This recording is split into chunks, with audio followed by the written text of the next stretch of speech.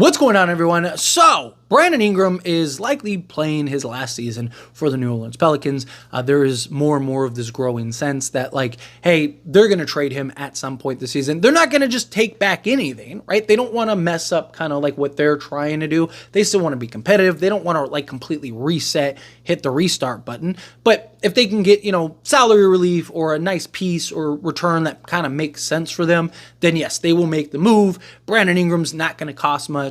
Problem is that he wants a max, right? He wants 40 plus million, which I just don't see a team trading 40 plus million for Brandon Ingram. That's just me. I could be wrong, right? Maybe some team will give him that amount of money. I just don't see it. I think he's probably looking at 25 to 30 million. If the new CBA didn't exist, if this was any other year, he probably would get his money. But with the new CBA, he's not a first option. He's maybe a second option depending on who your first option is. And then, he's probably best. He's like a souped up charge, third option, right? He also doesn't fit on anybody. He doesn't fit with every team, right? It's got to be a team that kind of makes sense. Now, there are a lot of talks and rumors about the Los Angeles Lakers because he just signed with Clutch. I wouldn't hate him on the Lakers as a Laker guy, but in all honesty, right, is that best for Brandon Ingram? The fit with him and LeBron could be kind of questionable, right? There's things. But what teams kind of make sense for Brandon Ingram? I think that there are several teams, Memphis, Indiana, I think, kind of these mid-tier teams, could a team like OKC maybe look to add him to kind of just give you that other option? Maybe. I don't know I think OKC kind of should just stay the course personally. That's just me. But kind of these mid-tier teams that, are trying to compete, trying to get to the playoffs, maybe even kind of be that move that pushes them over the hump. But Brandon Ingram also said he wants to go to a winning culture. So is that winning period? Is that one of the top seeds? Or is that just what you perceive as a winning culture? Because you want a winning culture, the San Antonio Spurs make a lot of sense. You got a guy in Chris Paul, right? Greg Popovich, and just the Spurs organization as a whole, right? You're in you talking about a culture that wants, knows, and is willing to do whatever it takes to win makes a lot of sense. And I think he would be great in with the Spurs. Spurs have been good this year, right? Spurs are a legit team, right? They're not a contender. They're not a championship team, but I wouldn't be shocked if they're a playoff team, right? I mean, I said it in the offseason that I thought they were at least a play-in, maybe a playoff team. I would not be shocked at all if they squeeze into the sixth, 5 seed maybe. And that's kind of where they're in that hunt for that 10 through 5 range. And I could see them kind of continuing to maintain that, continue to grow it. But Brandon Ingram, I do think, is a piece that could really kind of raise the ceiling for them. I still don't think Brandon Ingram by himself, that's it, they're a contender. But I do think he would make them a lot better. I think now they're legit a playoff team, right? Could you imagine a starting 5? They'd have several options, but you could do something Chris Paul, Devin Vassell, with Brandon Ingram, do Jeremy Sohan if you wanted to, and then Victor Wembanyama. Got good size, you got good length, you got scoring, you got multiple guys. You could just, hey, here's the ball, go get a bucket, right? Brandon Ingram can be an extension, make plays, right? He's a guy that can close down the stretch for you and hit big shots, gives you some size at the 3. Right, Champagne's been really good for the Spurs. I've talked about Champagne on several occasions, but he's not Brandon Ingram. Right? Brandon Ingram's a really good player. I also don't think Brandon Ingram's going to get 40 plus million.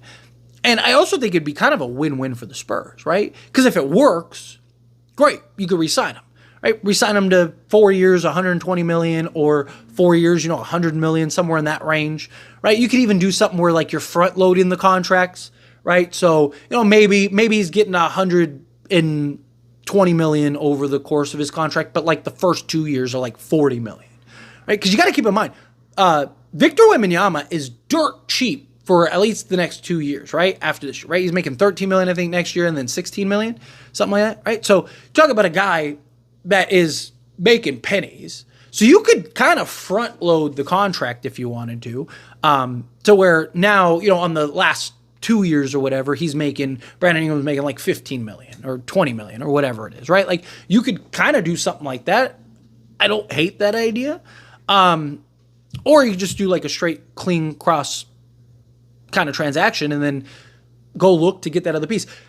My thought process is Victor Wembanyama is so good, so fast, right? There's already an argument for him to be top 15 in the NBA. If you want to argue, he's 13th or 17th or whatever, right? Like, he's in the top 20 at least, right? I think he's somewhere in that like top 15 range. He's already the best defensive player in the league, right? Like, you're good on the interior. You're just looking at the exterior, defending out on the perimeter, get a guy that kind of raises the ceiling for you. I think Brandon Ingram gives you that. Right, especially if you can get him at a reasonable price, contract-wise. You're not going to have to sell the farm to go get him. You don't have to sell a bunch of stuff. And, I mean, you might even be able to get off of, like, Zach Collins, right? Because they really need a center, right? Like, the Pelicans need a center back. It's like, hey, put a package around Zach Collins, so you at least got a center, right? Like, could you do something like that?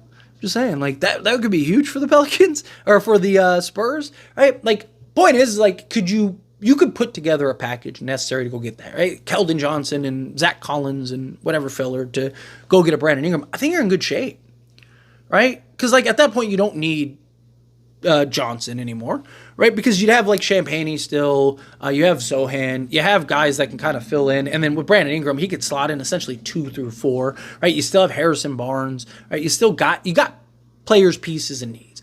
I think if you're the Spurs, I actually really like the idea of Brandon Ingram, and then you go get, in the offseason, you can go get another piece if you want to kind of push your chips in a little more. I mean, De'Aaron Fox might end up being available, right? You might even be able to go get De'Aaron Fox and go Fox with a Brandon Ingram at some point, right? Like, especially if Fox is like, man, me, Wemby, but that's for a later video. We'll talk about De'Aaron Fox to the Spurs in a later video. But it's one of those things where it's like, it makes a lot of sense, right? If you're the Spurs, you get that guy that can come in, be your second, third option, be a closer, help score, defend multiple positions, play multiple positions, give you some size, give you some length.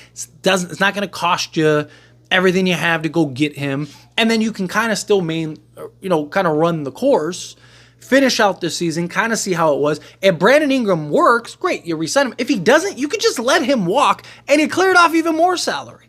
And especially if you don't have to give up firsts or anything crazy like that to go get a Brandon Ingram, maybe you're probably going to have to give up something, so maybe give up a couple seconds or like a heavily protected first. They have so many firsts. It's like, maybe you give up one of Minnie's pick swap, like the 2030 pick swap. Or maybe you're doing something like that. Sure, okay. Right? Like, whatever you got to do. I think if it doesn't work, it's fine. You could just go and let him walk, and now you got the salary space. You can retool, you can readjust, you can go get, or maybe work out a sign and trade deal for Brandon Ingram, especially if you get some pieces and maybe recoup the salaries or the picks that you got, right? Like, I don't hate the idea. Right? Like, because I don't think, he's not a star that I think would take away from what you're trying to do. He's still young enough to be a piece for now in the next few seasons, right? Like I said, you can even kind of structure his contract to while Victor's is raising, his is declining, right? So it's kind of like it better balances out. So that way Brandon Ingram is basically being paid, that of like a high-end role guy. Wemby's getting his contract, and then maybe you're going and getting that other piece. You're going and getting that other star. I do. Like I said, I really like the 5 of Chris Paul, Devin Vassell, with Brandon Ingram, Jeremy Sohan, or you go Harrison Barnes if you want, and then Victor Wembanyama. I just think that you have a very good, balanced, versatile starting lineup. I think you got the vets that you need. Still got plenty of depth. You still got plenty of talent. Like, you're in good position, good shape. Like, I'm not worried about like the Spurs at that point, right? Like, again, I don't think that they're like a top contender, but I think that they're like a piece away. I think that they're like a legit playoff team. Could they, get the right matchups and end up in the conference finals? Absolutely, I could see something like that. But it's just a thought, right? With Brandon Ingram, I'm just like, what teams make sense for Brandon Ingram? It's like, hey, the Spurs kind of do, and especially with Wemby and how good he is so fast. Why not kind of push your chips in a little bit? If you can squeeze out a championship or two before he's due a ton of money, right? Why not?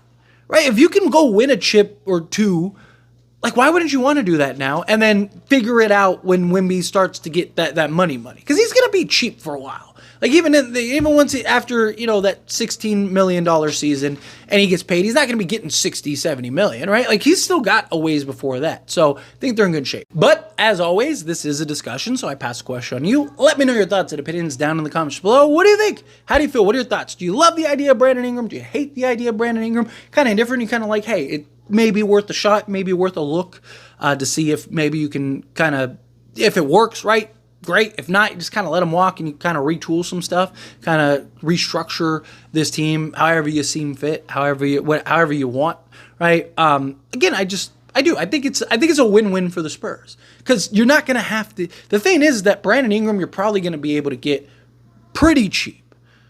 You talk about an all-star level talent that fits in very nicely with this core group. A guy that can go get you, 25, 5-5 or 23, 5-5. There's real value in that. And again, if it doesn't work, you just let it go. But anyway, again, how you feel, whatever your thoughts are. I'd love to hear it, so let me know down in the comments below. That being said, if you haven't liked this video, hit that like button. Helps me a lot. Helps me enjoy these types of videos, and I truly appreciate it. Not subscribe channel, hit that subscribe button. Turn on the bell notifications. Appreciate y'all. See you in the next one. Thank you.